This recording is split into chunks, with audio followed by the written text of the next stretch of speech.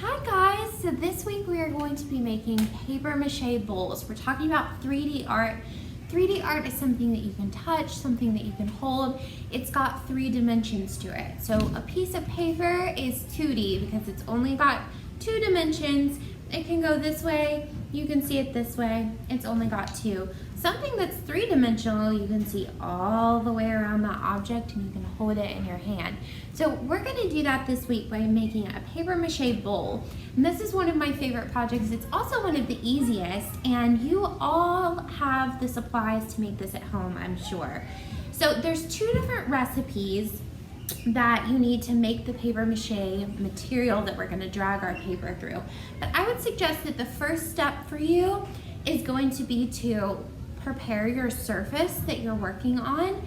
So if you're working on your kitchen table or on the floor or something like that, a surface that you want to protect, this is a super messy project. So A, don't wear your favorite outfit while you're doing this. I have my art apron on today over my outfit. And 2, you need to lay something down on that surface to protect it, like an old newspaper, a shopping bag from HEB that you can cut open or something like that, okay? The next step is you want to prepare your paper strips. Now you can use any type of paper for this project, and I mean any type of paper.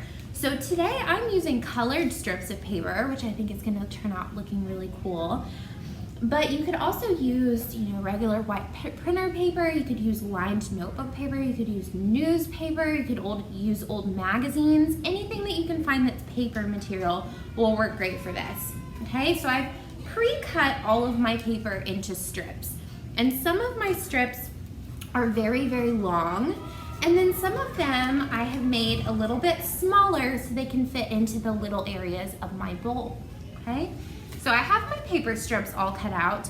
I have a styrofoam bowl right here. I like the styrofoam because you don't have to lay anything down over top of it in order to be able to pop out your bowl once it's dried. If you're using like a bowl from your kitchen, like a ceramic bowl, or something that's plastic, or a paper bowl, you will need to lay something down on the inside of it so that you can pop out your paper mache bowl when you're done. So I would suggest laying down like some tin foil inside, or greasing it like you would if you were cooking. You can have a grown-up spray it down with some cooking spray for you before you get started. But the great thing about styrofoam is I don't have to do any of that. So here's what I'm gonna do today. I have an empty Tupperware container that I'm gonna mix my paper mache mixture into. And there's 2 different recipes for paper mache, and it's kind of up to you which one you want to use. They both work great. They both harden really nicely. I would warn you, if you are going with the flour mixture, that if you leave that sitting around, like say I mix up the flour mixture in here and I put a lid on it and try to save it for later, it is gonna stink a little bit. It kind of grows mold and rots a little bit, so it does get stinky, just be aware of that. But your bowl won't be stinky when it dries, it'll be fine. So today I'm going to make the glue, salt, and water mixture. So what I'm doing is I have a little cup here that I'm gonna use as my measuring cup, because you need to be very precise about how much glue you're using to how much water. So for the flour mixture, you're gonna use 2 parts water, so I would use 2 of these, and then 1 part flour. So I would do 1 flour and 2 things of water, and then a teaspoon of salt. For my mixture today, I'm gonna use 1 cup of water, and then I'm gonna use 2 cups of glue. And any school glue is fine. It does have to be liquid, but it doesn't matter if it's clear or if it's white. All right, so I'm gonna do 2 cups of the glue, and that's going into my water. So I'm gonna do 1 cup. And I have a little popsicle stick for mixing. You could also use a spoon. Something disposable would be great, but you could just use a spoon from your kitchen. Just be sure you rinse it off afterwards. We are responsible for our own messes, right? Okay, so there's 1 cup of my glue. I'm gonna kind of mix that into the water. And now I need 1 more cup of my glue, because we want more glue than water. And then we are just going to, after we get this all mixed up, we're just gonna dip our paper strips, run them through this mixture. So this is why it's so messy and why you don't want to be wearing something that's special to you. You want to protect your surface because this stuff does get everywhere and it is sticky. So I did 2 cups of my glue and now I'm just mixing it into my water. You want to make sure that it is all the way mixed in so you don't have a layer of water sitting on top of your glue. If you're doing the flour mixture, that mixes in super easily. You just want to make sure you're mixing it so there's no big clumps of flour in your mixture. So I'm going to keep going, keep stirring, and then I'm going to add a tablespoon of salt. So I'm just kind of eyeballing that. I just do like kind of a generous sprinkle of salt in my mixture. Just helps it all kind of gel together and harden. Salt, when it hardens, is very tough. Okay, so now my mixture is all kind of mixed in together. It's become like basically a really liquidy glue. I'm sorry, I keep looking at the wrong spot on my camera. You guys are right there. Okay, so that's all mixed together.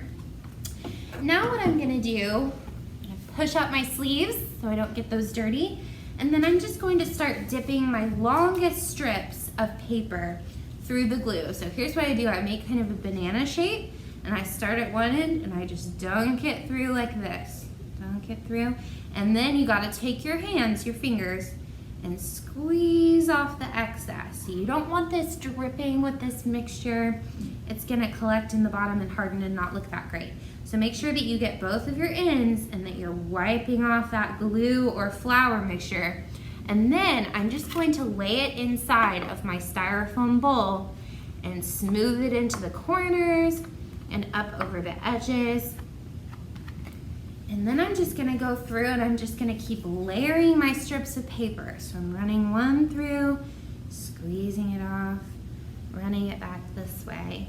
And I like to do my strips of paper in kind of a crisscross pattern. So you can see in my bowl, I'm almost gonna end up making like a star shape. So I'm just laying them through one another until my whole bowl is covered. And then I can use those smaller strips that I cut to fill in any gaps that I have. And the more layers you build up on your bowl, the thicker it's gonna be, the sturdier it's gonna be. So you don't want just one layer of paper in your bowl. It's gonna be super flimsy. When you pop it out, it's gonna be just like a paper bowl. If you want something nice and thick and sturdy, you need lots of layers on your paper mache to make it nice and thick. Okay, so I'm doing a good job squeezing off my mixture. And then I'm just laying my strips in my bowl and I'm kind of smoothing my paper strips up over the edge here. When we're done with our bowl, we can always go around the edge with scissors and trim off any edges that aren't even. So I'm just gonna keep going, dipping, squeezing, laying down in my bowl until every part of my white bowl is covered and I've got a nice thick layer of paper there for myself. So now I'm taking my smaller strips and I'm just adding those in the areas that have gaps in them. And it's okay if your paper is a little bit wrinkly because it's wet, so you can kind of smooth it out with your fingers. Okay. And then if I have any extra of my mixture at the bottom, like you can kind of see it's collecting there, I'm just taking my finger and I'm smoothing it over the rest of the paper, kind of spreading it around. You can even add some different shapes of paper if you want. So I cut out a heart, and I think I want this to be at the bottom of my bowl. It's really cute.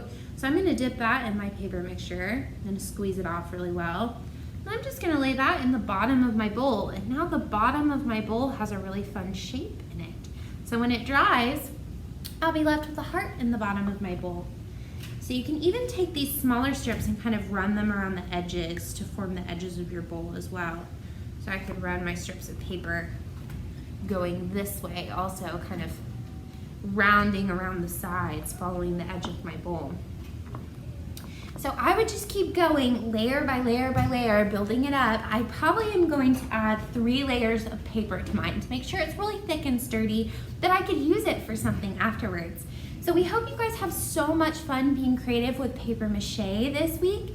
If you are using like a plain paper, like a white paper or newspaper, magazine, something like that, you want to decorate it after it's dried, you can paint those surfaces. Once your paper mache has dried for, I would leave it for about a full day, 24 hours to dry.